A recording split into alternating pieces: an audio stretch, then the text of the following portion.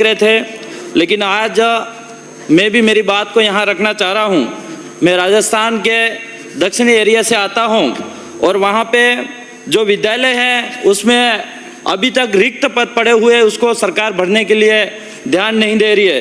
पढ़ने वाले विद्यार्थियों के खातों में 3 से 4 साल के छात्रवृत्ति जमा नहीं हुई, उस पर सरकार ध्यान नहीं दे रही है।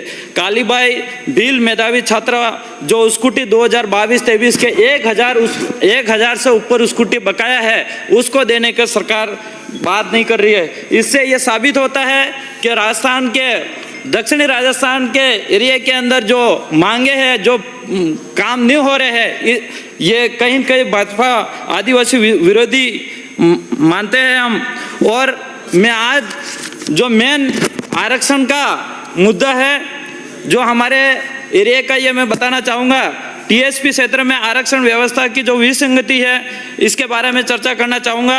अनुसूचित क्षेत्र में टीएसपी एरिया में 100% आरक्षण की व्यवस्था की गई है, जिसमें टीएसपी के निवासरत स्थानीय निवासियों के लिए अधिसूचना 2013 व संशोधित अधिसूचना 2016 के अनुसार कुल पदों में से एसटी के 45% और एससी के 5% और शेष 50% जो पद अनारक्षित हैं, स्थानीय समस्त वर्गों से वरीयता के आधार पर भरे जाने का प्रावधान है। अन्यथा ओपन कैटेगरी के जो 50% पदों को सभी वर्गों को एसटी, एससी, ओबीसी, जनरल सभी अभ्यर्थियों को वरीयता के आधार पर भरा जाना है। किंतु पिछले कुछ वर्षों से अधिसूचना 2013 व संशोधित अधिसूचना 2016 की पालना नहीं हुई है।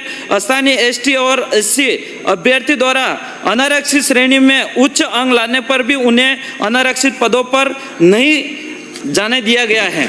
माननीय सभापति महोदय, 2013 से संशोधित अधिसूचना 2016 में जारी होने के समय से 2025 तक टीएसपी क्षेत्र में विभिन्न विभागों में कितनी पदों पर भर्तियां निकाली गई, उक्त इस सदन को भी मैच पे रखे। 2013 से 14-25 तक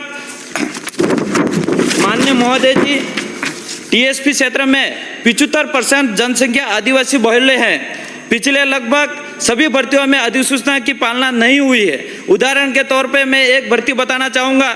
श्रीमान कांस्टेबल की भर्ती विज्ञप्ति जो निकली 4 दिसंबर 2019 को, जो जनजातीय अभ्यर्थी के लिए उदयपुर के लिए 153 पद, डूंगरपुर के लिए 25 पद, प्रतापगढ़ के लिए 8 पद और सिरोही के लिए 50 पद और बांसवाड़ा के लिए 36 और राजसमंद के लिए 8 और चित्तौड़गढ़ के लिए 4 और पाली के लिए 0। इस प्रकार 318 पद ही मिले, जो कुल पद 1597 और इसका परसेंटेज निकाला जाए तो 20% भी नहीं हो रहा है। आखिर इसका क्या कारण रहा, ये भी हम जानना चाहेंगे टीएसपी एरिया के लोग। माननीय महोदय, इस प्रकार वर्ष 2021 में जो जारी विज्ञप्ति हुई ग्राम विकास अधिकारी वाले, इसको भी मैं सदन के मैच पे रखना चाहूँगा। इसमें विज्ञप्ति बिंदु संख्या 2 परीक्षा शुल्क नंबर 3 लिखा है, जिसमें अभ्यर्थी द्वारा लिखे श्रेणी में शुल्क जमा करने की अभ्यर्थी श्रेणी में माना जाएगा। यह एक विसंगति है।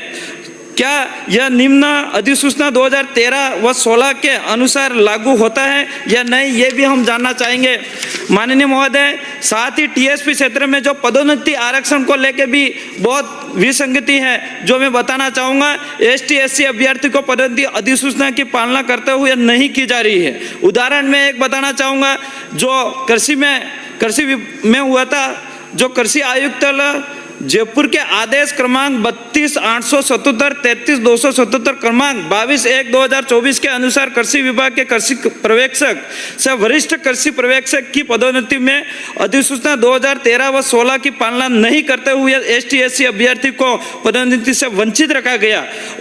और यही हाल अभी फिलहाल जो प्रधानाचार्य के अंदर है, उसमें भी यही हुआ। टीएसपी क्षेत्र में जारी पदोन्नति सूची के कुल 251 पद पर पदोन्नति उपरांत पदस्थापन किया गया है, जिसमें एसटी को 113 पद, एससी को 12 पद और सामान्य को 125 पद पदोन्नति की गई है, जबकि सामान्य वर्ग से 125 पदों पर पदोन्नति की गई है।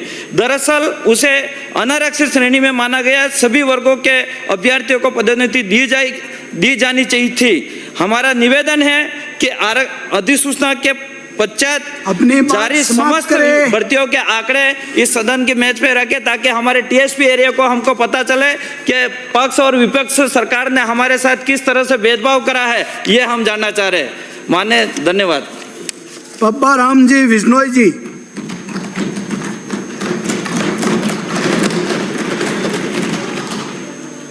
माननीय सभापति महोदय, महामहिम राज्यपाल महोदय के अभिभाषण के धन्यवाद।